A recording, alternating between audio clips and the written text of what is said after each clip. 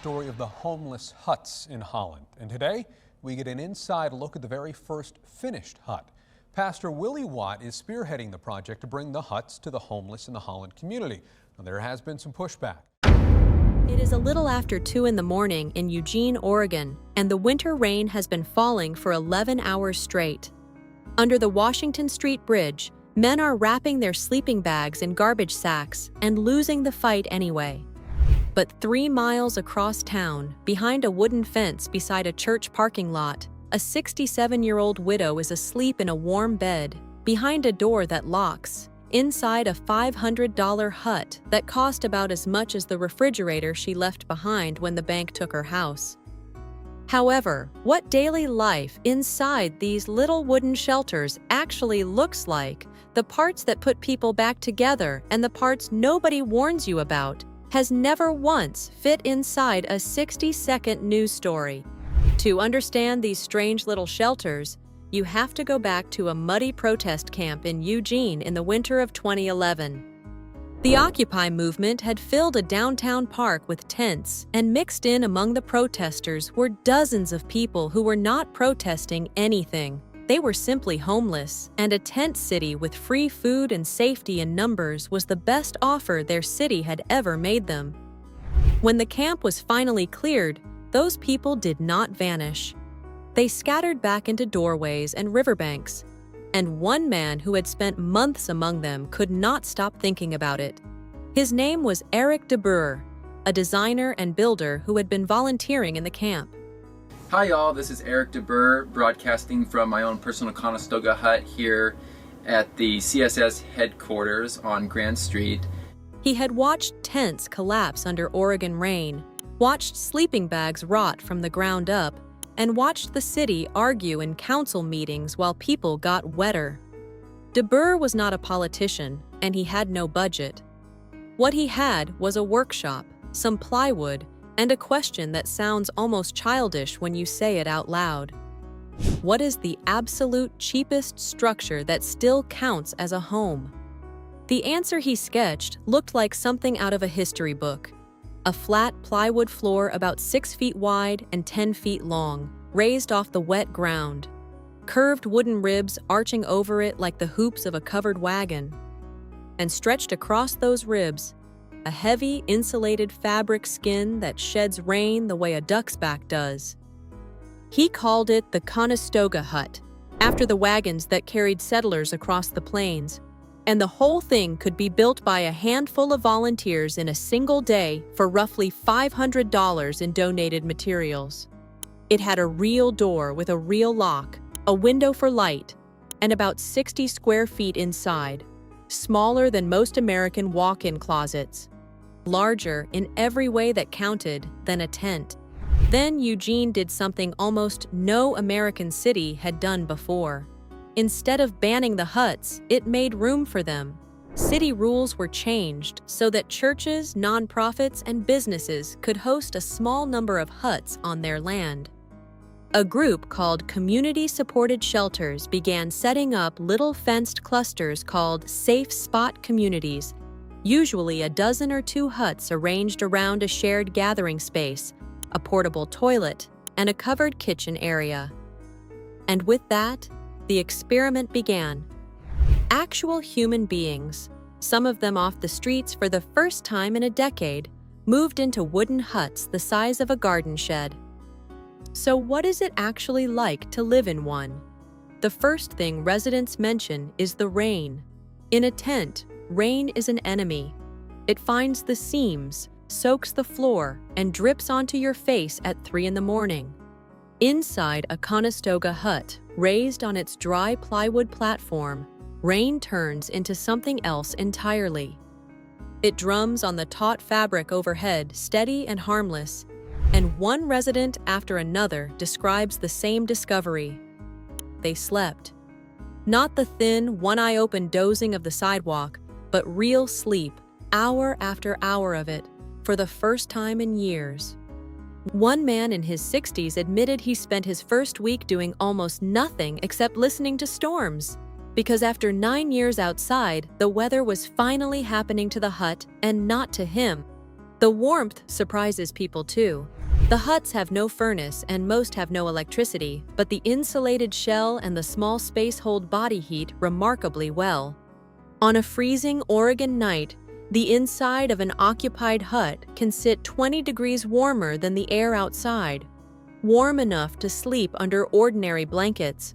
After years of going to bed in boots and 3 coats, simply undressing for the night feels like a luxury borrowed from another life. But honesty requires the other half of the story, because 60 square feet is a strict teacher.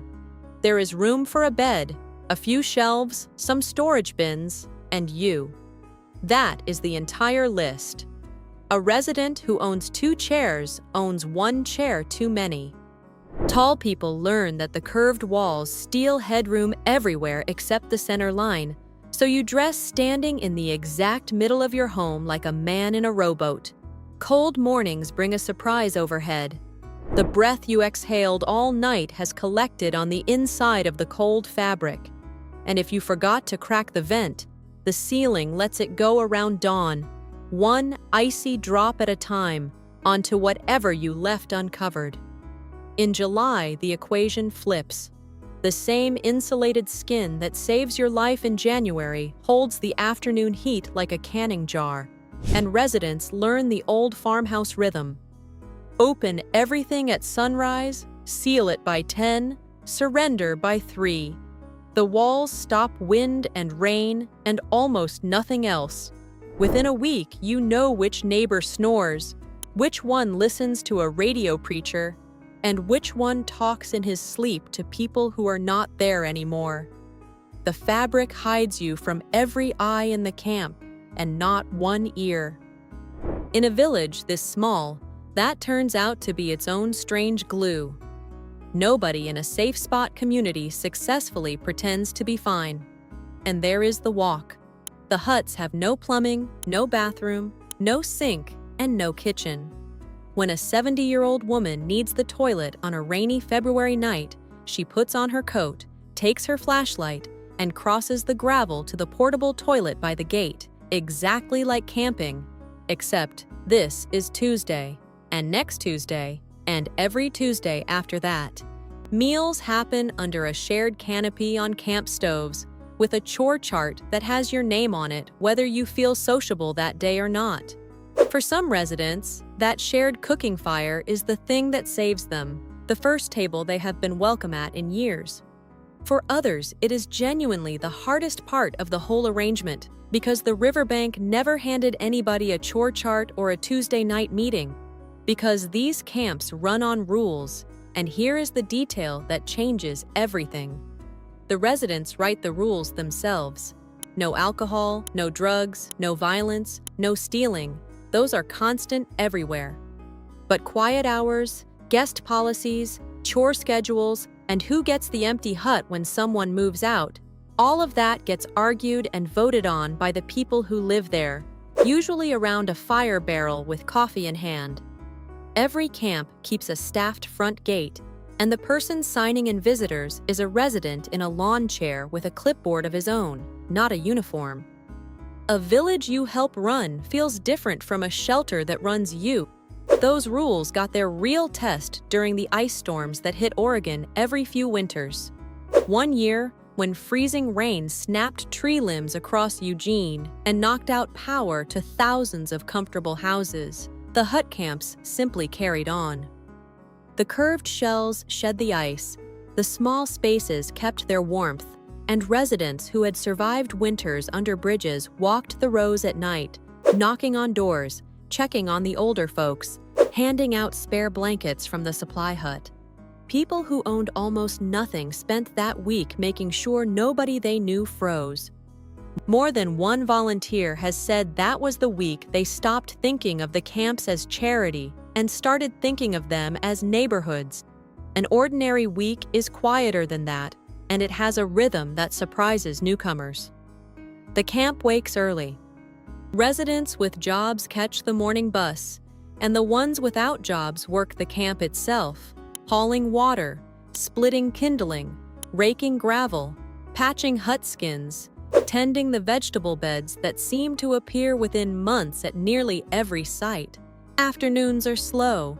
Evenings smell like whatever is on the camp stove, and by 10, most huts have gone dark, little glowing cocoons in a row behind a wooden fence, while the city debates them on the evening news. And the results embarrassed a lot of experts. Caseworkers in Eugene kept noticing the same pattern. A person who has slept 8 full hours behind a locked door fills out a job application with a steadier hand, answers a judge in a calmer voice, keeps the doctor's appointment, and keeps the promise to a grandchild. Over the years, hundreds of people have moved through the huts and safe spot camps, and a steady stream of them moved on to real apartments, paychecks, and family reunions that nobody thought were still possible. The huts were never meant to be forever homes. They are a landing, a place to stop falling long enough to plan a climb.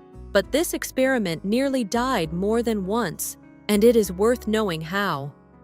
Every time a new safe spot site was proposed, the council chamber filled. Neighbors lined up at the microphone predicting crime waves, needles in the park, and collapsing property values. And some said plainly what others only implied, that they had worked their whole lives to live far away from people like this. And because every camp sits on borrowed land, the danger never fully went away. When a host got nervous or a lease ran out, an entire village had to be unbolted, loaded onto flatbeds, and moved, gardens and all. There were seasons when the whole model sat one angry public meeting from extinction. What kept it alive again and again came down to 2 stubborn facts. The churches kept offering their parking lots anyway, and the disasters the critics promised mostly refused to arrive. The police calls stayed rare. The tomatoes went in. At site after site, the complaints simply trailed off. Therefore, the idea did what good ideas do now. It traveled through news clips and church newsletters. Congregations in Washington, in Colorado, in the Carolinas, ordered plans and held build days.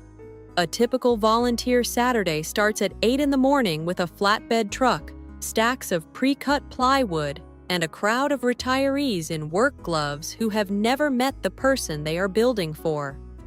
There is no foundation to pour and no permit fight measured in years.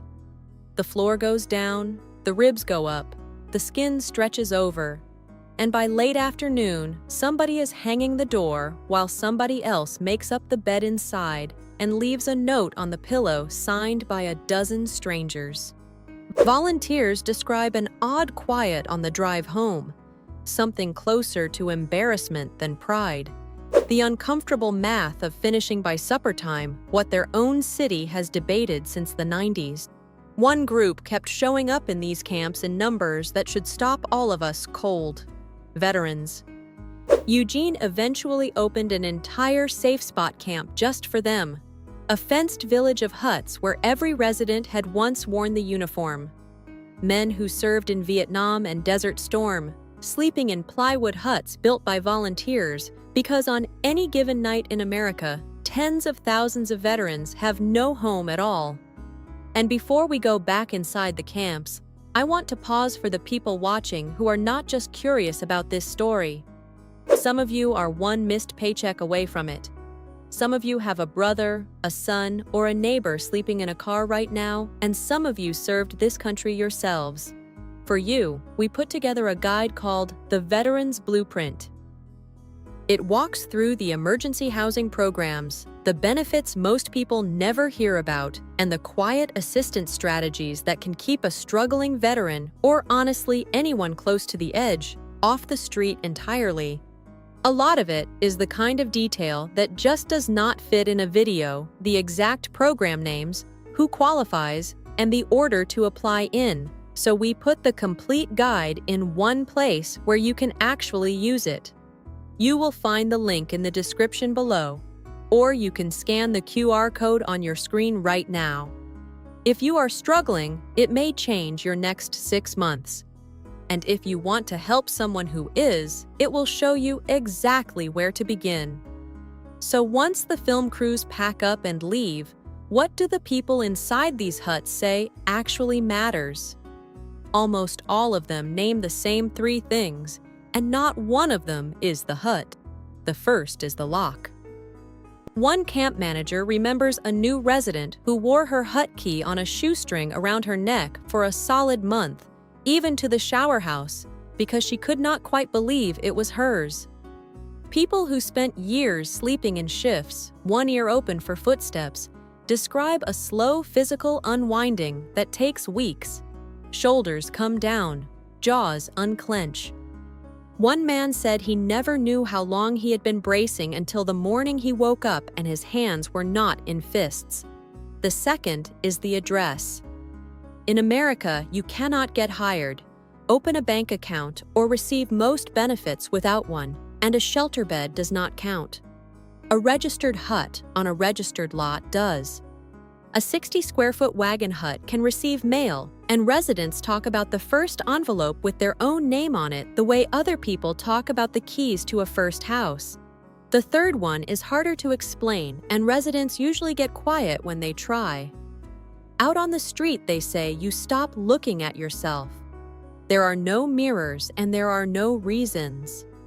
Inside the hut, people hang a small one on the curved wall, and week by week, as the sleep comes back and the shoulders drop, the face looking back slowly turns into somebody they used to know. It also matters who is actually behind these locked doors, because the picture in the public's head is 30 years out of date. The fastest growing group of homeless Americans is not troubled young men. It is people past 55. Caseworkers have a name for it now: the gray wave. Widows whose household income was cut in half the day a husband died. Renters in their 60s priced out of apartments they kept spotless for 20 years. Warehouse workers and waitresses whose knees gave out a few years before the pension arrived. Many have never had so much as a parking ticket, and tonight some of them are sleeping upright in sedans behind supermarkets, with a toothbrush in the glove box and a clean work blouse on a hanger over the back seat, so that nobody at church ever finds out. For that generation, a crowded shelter full of noise and strangers is often scarier than the car. A small hut with a latch inside a quiet fenced camp of people their own age is frequently the only offer of help they will ever say yes to. And camp operators will tell you these older residents remake the villages they join because they arrive already knowing how to share a kitchen, keep a schedule, and end an argument without an audience. One woman in her 70s came in after 2 years of sleeping in her sedan, and within a month she had reorganized the shared food shelf, started a Sunday pancake morning, and was quietly teaching a young man 2 huts down how to iron a shirt for job interviews. Nobody assigned her any of it. She had been a neighbor her whole life. The hut just gave her somewhere to be one again. But it would be dishonest to end this story without the criticism, because the criticism is loud and some of it is fair. Opponents call the camps government-approved shantytowns. A plywood shell with no plumbing is not housing under any legal definition, and every hut a city celebrates, they argue, is another year that city gives itself permission not to build real apartments. Some camps have struggled with disputes, relapses, and turnover. The huts themselves age fast.